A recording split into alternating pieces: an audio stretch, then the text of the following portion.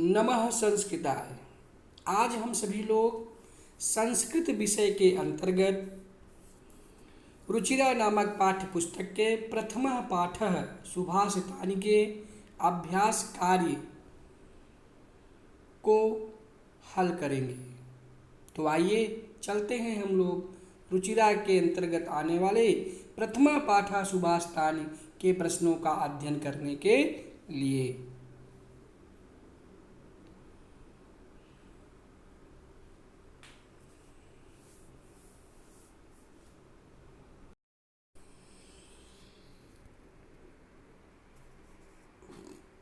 पाठ के अभ्यास प्रश्न के अंतर्गत प्रथम प्रश्न के रूप में पाठे दत्तानां पद्यानां सस्वरम वाचनम कुरुत। पाठ में दिए गए पद्यानाम माने श्लोकों का सस्वर वाचन कुरुत माने करिए। इस प्रश्न को आपको स्वयं हल करना है।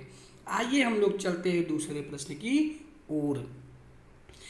श्लोकांशेषु रिक्त स्थानानि पूरयत। श्लोकांशेषु माने श्लोक के अंशों में रिक्त स्थानानि माने रिक्त स्थान को पूरते माने पूरा कीजिए। यहाँ पर बेटा जी आप देखेंगे कि का खा गा घ अंगा और चा इनके रूप में कुछ पंक्तियाँ दी हुई हैं और ये पंक्तियाँ अपूर्ण हैं, अर्थात बीच में रिक्त स्थान है, खाली स्थान है। इन्हीं खाली स्थान पर हमें इनसे संबंधित शब्दों को लिख करके इस पंक्ति के इस अधूरी पंक्ति को हमें पूरा करना है। समुद्रमासाद्य, समुद्र में मिल करके। अब जब हम इस शब्द को देखते हैं बेटा जी, तो हम इस शब्द को पाते हैं सुभाषितानि के प्रथम श्लोक में।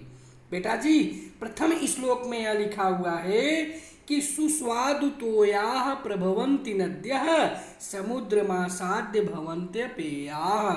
कि तोयाः माने जल, सुस्वादु स्वादिष्ट, सुस्वादुतोयाः स्वादिष्ट जल, प्रभवन्ति नद्यः नदियों में बहते हुए जब वह समुद्रमासाद्य समुद्र में मिल जाता है तो भवन्त्य पेयाः पीने के योग्य नहीं होता है। तो इस तरह से बेटा जी यहाँ पर आपका क्या हो जाएगा, समुद्रमासाद्य भवन्त्य पेयाः। इसी तरह से खा नंबर में आते हैं। वचः मधुर सूक्त रसम सृजन्ति। मधुर सूक्त रसम, मधुर रस से युक्त वाणी का सृजन्ति माने निर्माण करते हैं। यह जो पंक्ति है, यह पंक्ति हमें जो है सुभाषितानि के चौथे श्लोक की अंतिम पंक्ति के रूप में मिलती है, जहाँ पर यह लिखा हुआ है कि संतस्तथैव समसज्जन दुर्जनानां श्रुत्वा वचः मधुर सूक्त रसम सृजन्ति। कि जो संत पुरुष होते हैं तथैव माने उसी प्रकार सज्जन और दुर्जनों की के वचनों को समान रूप से सुन करके मधुर रस से युक्त वचः माने वाणी का निर्माण करते हैं। तो यहाँ पर क्या हो जाएगा, श्रुत्वा वचः मधुर सूक्त रसम सृजन्ति, यानी सुन करके मधुर रस से युक्त वाणी का ही निर्माण करते हैं। तद्भाग ध्येयम, इसके बाद है पशूनाम। तो जो यह पंक्ति है, यह पंक्ति सुभाषितानि के दूसरे श्लोक से संबंधित है, जहाँ पर आपने पढ़ा था कि साहित्य संगीत कला विहीनः साक्षात् पशु पुच्छ विषाणहीनः तृणं न खादन् न जीवमानः तद्भाग ध्येयम परमं पशूनाम। कि जो व्यक्ति साहित्य संगीत कला से रहित होता है वह व्यक्ति वास्तव में पूंछ और सींग से रहित पशु के समान होता है। वह घास को ना खाते हुए भी संसार में जीवित रहता है तद्भागधेयम परमं पशूनाम, यह उन पशुओं के लिए परम सौभाग्य की बात है। तो आपका उत्तर क्या हो जाएगा? तद्भागधेयम परमं पशु नाम। विद्या फलम, इसके बाद है कृपणस्य सौख्यम। यह जो पंक्ति है यह तीसरे श्लोक से संबंधित है, जहाँ पर आपने पढ़ा था कि विद्या फलम व्यसनिनः कृपणस्य सौख्यम राज्यम प्रमत्त सचिवस्य नराधिपस्य। यानी व्यसनिनः माने बुरी आदत वाले व्यक्ति के विद्या का फल, कृपणस्य सौख्यम कंजूस व्यक्ति की मित्रता, प्रमत्त सचिवस्य आलसी मंत्रियों से युक्त राजा का राज्य नष्ट हो जाता है। तो यहाँ पर आपका क्या हो जाएगा? विद्या फलम व्यसनिनः कृपणस्य सौख्यम। इसके बाद अंगा और चा रूप में दो और पंक्तियां हैं। बेटा जी कुछ किताबों में तो जो है श्लोक, जो 5वां और 6ठा श्लोक है सुभाष तानी का, वह अलग अलग दिया हुआ है। कुछ किताबों में 5वां और 6ठा श्लोक कुछ और दिया हुआ है और कुछ किताबों में कुछ और दिया हुआ है। तो इसलिए आइए हम इसको बस ऐसे ही जान लेते हैं कि पौरुषम विहाय यह दैवम अवलंबिते चिंतनीया ही विपदाम अदा वेव प्रतिक्रिया। तीसरे प्रश्न में है प्रश्नानाम उत्तराणि एक पदेन लिखत। प्रश्नानाम माने प्रश्नों के, उत्तराणि माने उत्तर, एक पदेन माने एक पद में, लिखत माने लिखिए। प्रश्नों के उत्तर एक पद में लिखिए। व्यसनिनः किम नश्यति। बेटा जी व्यसनिनः माने होता है बुरी आदत वाले व्यक्ति का क्या नष्ट होता है। आपने पढ़ा था कि विद्या फलम व्यसनिनः कृपणस्य सौख्यम। तो व्यसनिनः विद्या फलम नश्यति, बुरी आदत वाले व्यक्ति के विद्या के फल का नाश हो जाता है, अर्थात बुरी आदत वाले व्यक्ति की विद्या का फल नष्ट हो जाती है। कस्य यशः नश्यति, कस्य माने किसका, यशः माने यश, नश्यति माने नष्ट हो जाता है, किसका यश नष्ट हो जाता है। बेटा जी आपने तीसरे ही जो है श्लोक में पढ़ा था कि लुब्धस्य नश्यति यशः पिशुनस्य मैत्रीम। लुब्धस्य माने लोभी अर्थात लालची व्यक्ति का यश नष्ट हो जाता है। तो आपका उत्तर क्या हो जाएगा? लुब्धस्य यशः नश्यति, लालची व्यक्ति का यश नष्ट हो जाता है। इसी तरह से मधुमक्षिका किम जनयति। मधुमक्षिका माने मधुमक्खी, किम माने क्या, जनयति माने निर्माण करती है। बेटा जी आपने पढ़ा था चौथे श्लोक में कि पीत्वा रसम तु कटुकम मधुरम समानम माधुर्यमेव जनेन मधुमक्षिकासो, कि जो है कड़वे और मधुर रस को समान रूप से पी करके मधुमक्खी माधुर्यमेव अर्थात शहद का ही निर्माण करती है।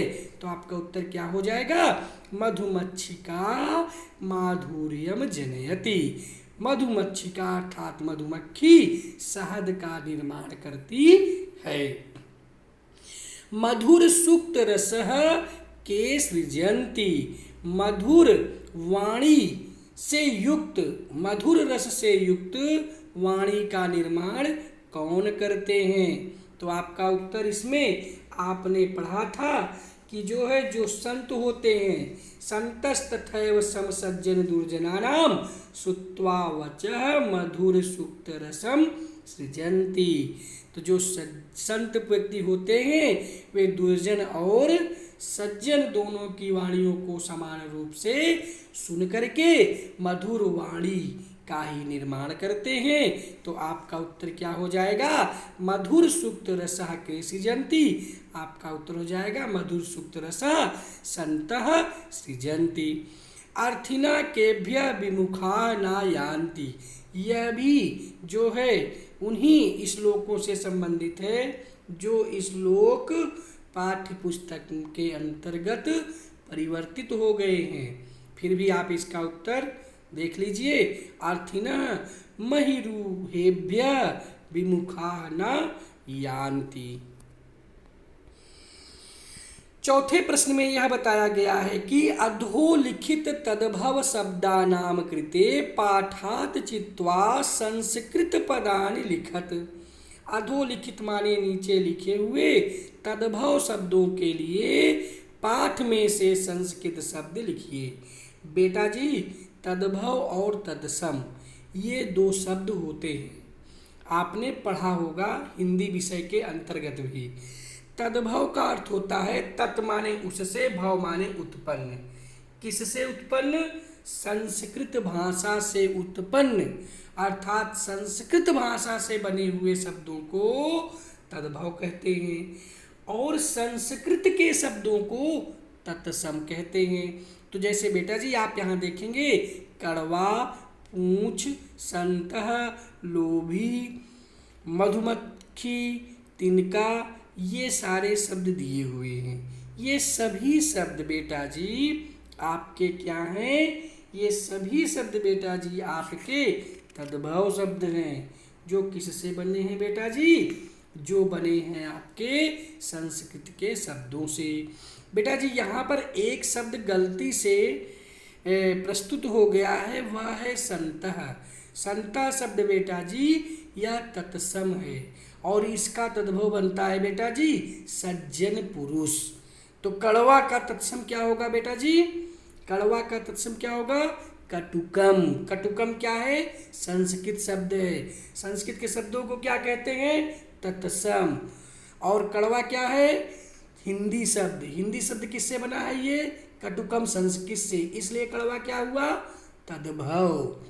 तो कड़वा शब्द क्या है आपका बेटा जी? तद्भव। इसका तत्सम क्या हो जाएगा? कटुकम। कटुकम क्या है? संस्कृत शब्द। इसी तरह से कंजूस शब्द क्या है? हिंदी शब्द है।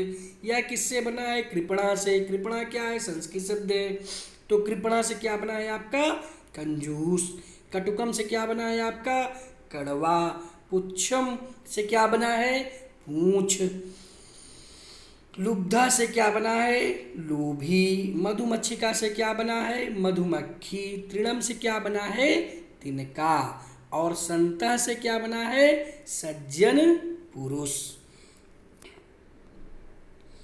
पांचवें प्रश्न में दिया है कि अधोलिखितेषु वाक्येषु कर्तृपदम क्रियापदम च चित्वा लिखत। यानी दिए गए वाक्यों में कर्ता और क्रिया के पद को चुन करके लिखना है। बेटा जी आप यहाँ देखेंगे कि प्रश्न के रूप में विद्यमान है कि संतः मधुर सुक्त रसम सृजन्ति। संत मधुर रस से युक्त वाणी का निर्माण करते हैं। तो यहाँ पर कर्ता क्या हो जाएगा? संता। संता क्यों होगा? कि हमारा प्रश्न बनता है कि कौन मधुर रस से युक्त वाणी का निर्माण करते हैं? तो उत्तर क्या हो जाएगा? संतः, सज्जन पुरुष मधुर रस से युक्त वाणी का निर्माण करते हैं। तो कर्ता क्या हो जाएगा? संतः। क्रिया क्या हो जाएगी? क्रिया हो जाएगी, क्रिया क्या हो जाएगी? सृजन्ति। इसी तरह से है निर्गुणम प्राप्य भवन्ति दोषा। गुण से रहित व्यक्ति के पास जब गुण चला जाता है तो वह गुण दोष में बदल जाता है। तो यहाँ पर कर्ता क्या हो जाएगा? गुणाः, क्योंकि किसके विषय में बात की गई है? गुण के विषय में। और क्रिया क्या हो जाएगा? भवन्ति। इसी तरह से है गुणज्ञेषु गुणाः भवन्ति। गुणवान व्यक्तियों में गुण होते हैं। तो यहाँ पर बेटा जी आपका क्या हो जाएगा? इसमें जो है बेटा जी इसके पहले वाली जो पंक्ति है निर्गुणम प्राप्य भवन्ति दोषाः। दोष निर्गुण व्यक्ति के पास प्राप्त होने पर गुण दोष हो जाते हैं। तो यहाँ पर कर्ता क्या हो जाएगा आपका दोषाः और क्रिया क्या हो जाएगी भवन्ति। इसी तरह से गुणज्ञेषु गुणा भवन्ति में कर्ता क्या हो जाएगा आपका गुण, क्योंकि गुणवान व्यक्तियों के पास गुण होते हैं। तो गुणाः क्या है यहाँ पर कर्ता है, क्रिया क्या है भवन्ति है। इसी तरह से मधुमक्षिका माधुर्यम जनेति, मधुमक्षिका अर्थात मधुमक्खी, माधुर्यम माने मधुर रस का, जनेत माने निर्माण करती है। तो आपका उत्तर इसमें कर्ता क्या हो जाएगा, कौन मधुर रस का निर्माण करती है, उत्तर आपका हो जाएगा कि मधुमक्षिका अर्थात मधुमक्खी मधुर रस का निर्माण करती है।